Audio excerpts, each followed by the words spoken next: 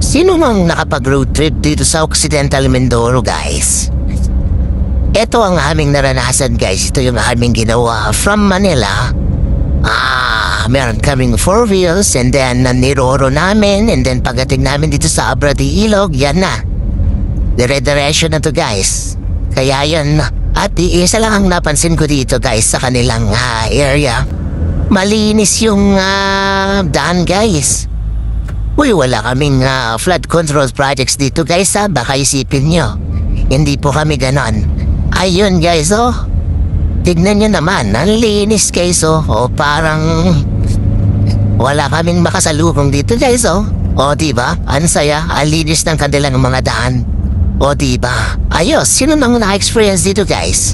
Ano ang naging outcome nyo, guys? Okay lang ba? Sa amin, guys, ay tuwang-tuwa kami dito. Kasi yun nga, ang linis ng kalsada. May mga mangilan-ngilan din mga sasakyan, pero yun, guys, just the same. Na-enjoy namin yung road trip dito sa Occidental Mindoro. Sana maulit, guys, diba?